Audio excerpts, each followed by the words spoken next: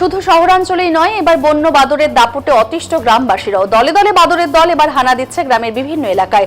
এই চিত্র জলপাইগুড়ি সদর ব্লকের বোয়ালমারি নন্দনপুর গ্রাম পঞ্চায়েতের বিভিন্ন এলাকার। প্রায় 150টি বাদর দাপিয়ে বেড়াচ্ছে এলাকায় বলে স্থানীয় সূত্রে খবর। পার্শ্ববর্তী খারিজা বেরুবাড়ি 1 নম্বর গ্রাম পঞ্চায়েতের বালুরঢিপ এলাকাতেও বাদরের দল ঘুরে বেড়াচ্ছে।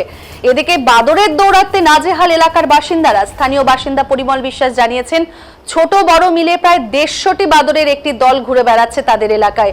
বাদরের দৌরাত্মে নাজেহাল তারা, তবুও তারা তাদের বিরক্ত করছেন না। আজকাল বনে সম্ভবত খাবারের সংকট দেখা দিয়েছে। বাধ্য হয়ে বাদরগুলো লোকালয়ে পাড়ি দিচ্ছে। বিষয়টি দিয়ে বন দপ্তরের হস্তক্ষেপের দাবি করছেন তারা।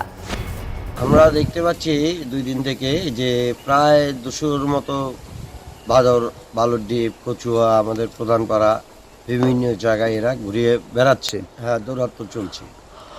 তারপরে ঘটনা হচ্ছে এগুলো বনের থাকে এরা। আজকে প্রাকৃতিক ভারসাম্য এমনভাবে ক্ষয়িষ্ণু হচ্ছে, যার জন্য ওরা খাদ্যের অভাবে লোকালয়ে চলে আসছে।